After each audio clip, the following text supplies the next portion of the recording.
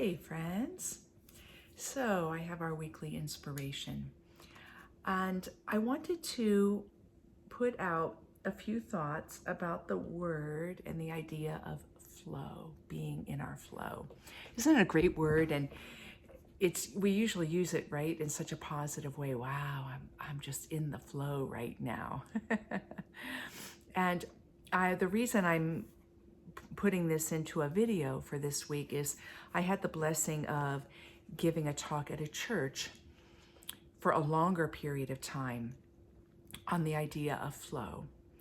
And I was reflecting upon this idea because a lot of times when we think about flow, what we're outputting is seen as being aligned.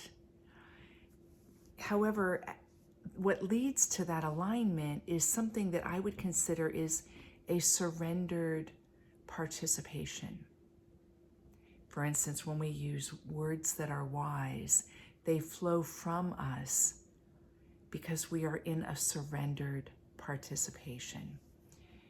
That flow is already happening. And if you've been with me for any length of time, you know that that's kind of the drum I beat is consciousness is always arising from within. Source is always welling up. And it's interesting because in the Gospel of John, Jesus says, "Whoever believes in me, rivers of living water will flow from within."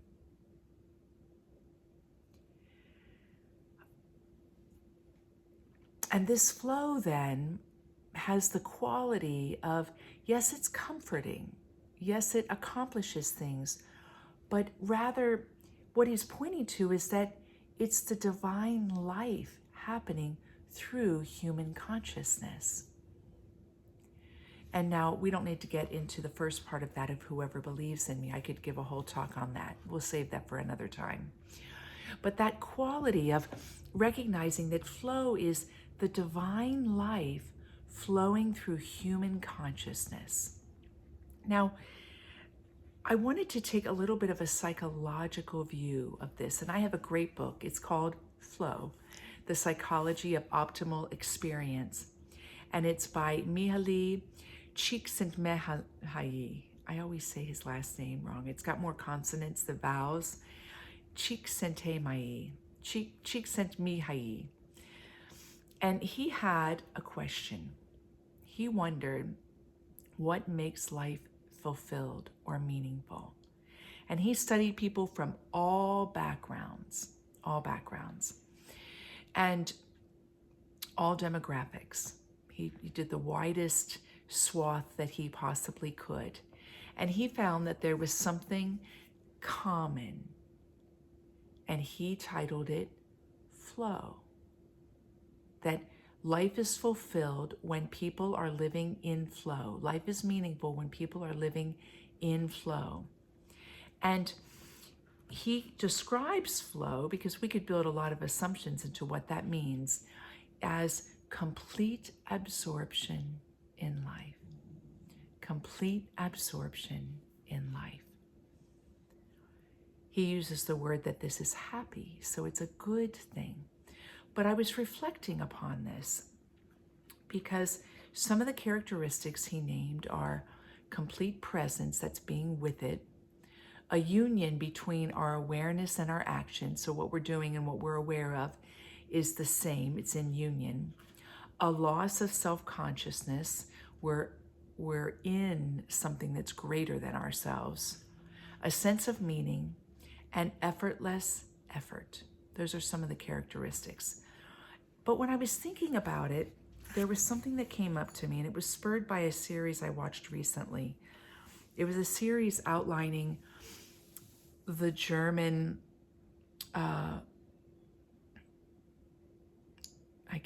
nationalism from World War I to World War II, and then afterwards to the Nuremberg trials.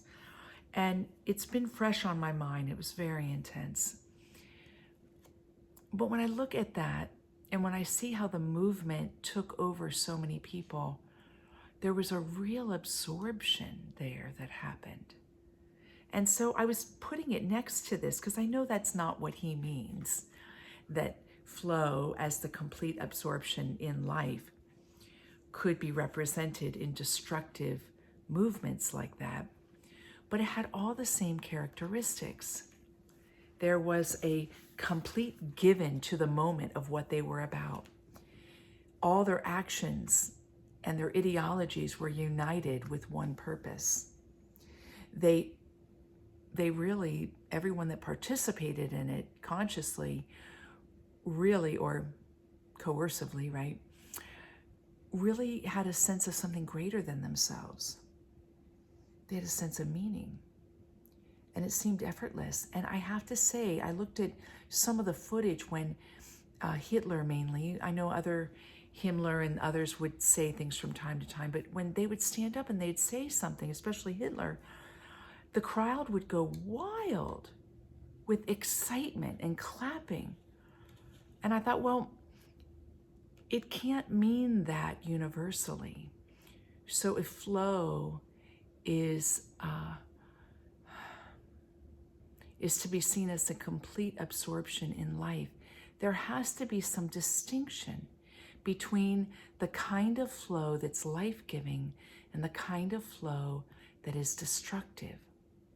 And why would I care about this? Because I think there are ways that we can learn about ourselves to stay close to our own inner alignment, even if the world around us steps into a momentum or a flow that may feel unified, but is not leading to a good end.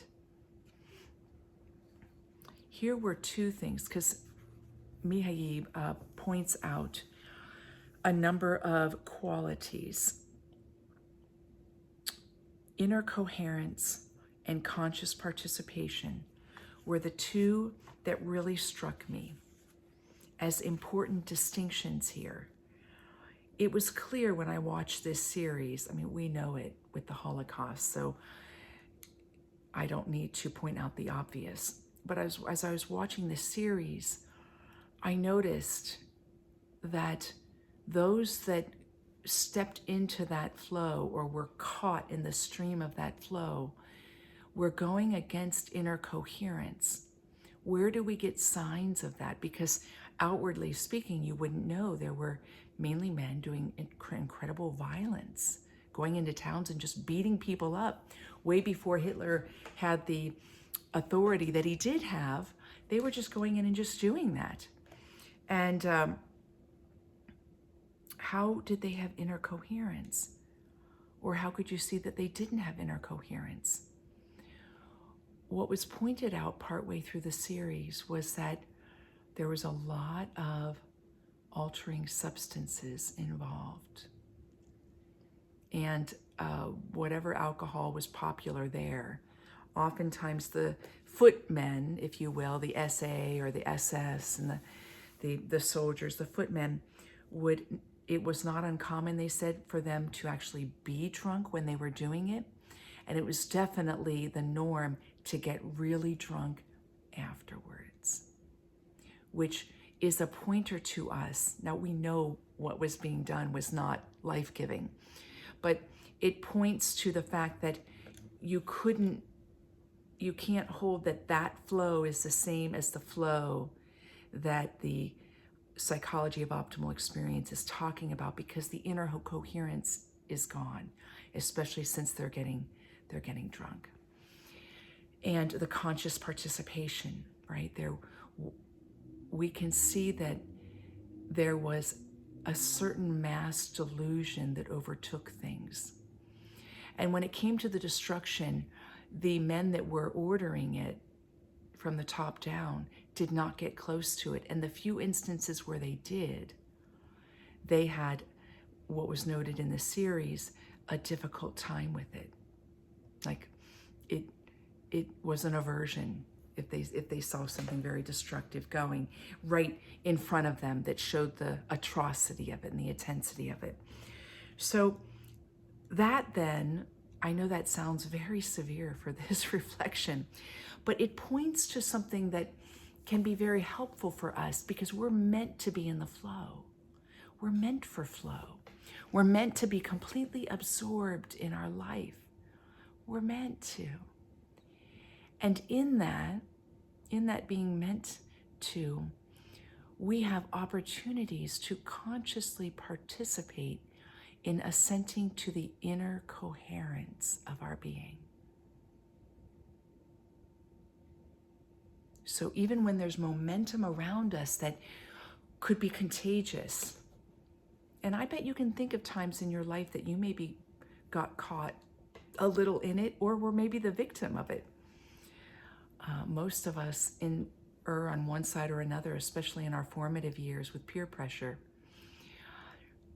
We are invited in then to a refined distinction. And one I want to give you 2 examples for.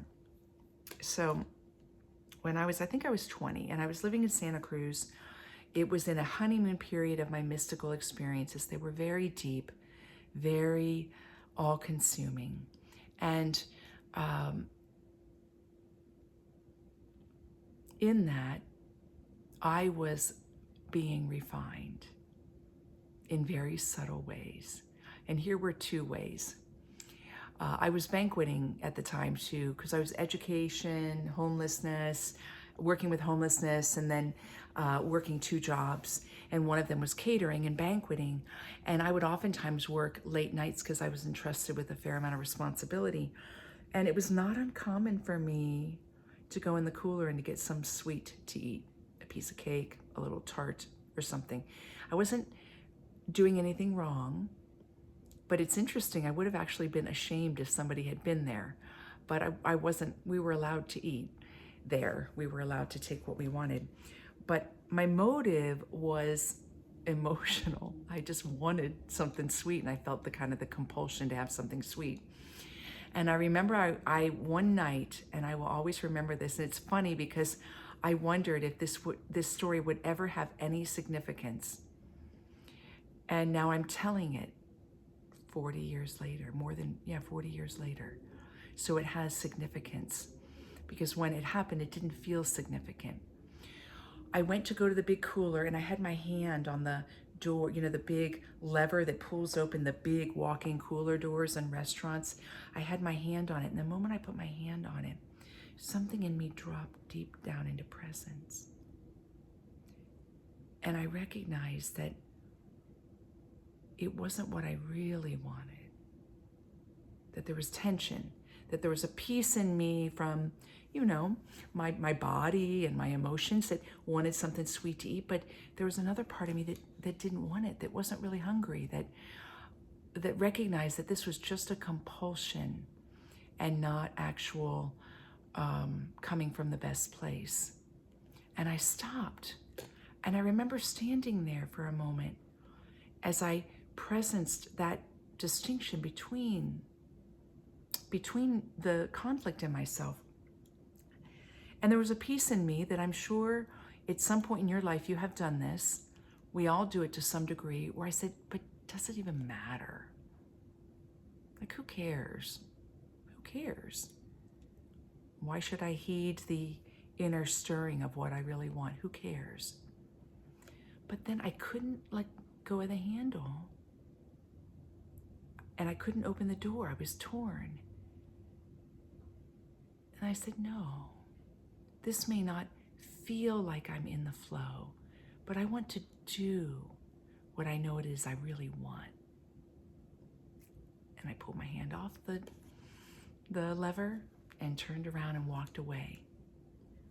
And part of the fruit of that was I moved into a state of flow. But it was not the flow that took me to that decision. It was the flow in a very quiet voice, but not the flow like we think of it, of like fully absorbed in the senses. I share that because these are good distinctions. This flow is always welling up within us. And sometimes it overtakes us and it's really sweet. We go right along with it. And don't we always want that? And other times there's an inner conflict and there's a tiny little voice. Tiny little voice that is the voice of the divinity flowing through human consciousness. It's the divine life flowing through human consciousness. And it won't feel comfortable or great to all the senses, but it will open us up to our lives having greater capacity to live, flow steadily. I'm not going to give the other story because this is already long, but I hope you have a great week. I hope you enjoyed that. I know it was a little intense, but hopefully you found something joyously uplifting about your call to live in flow, and that remembering it's the divine life flowing through you, human consciousness.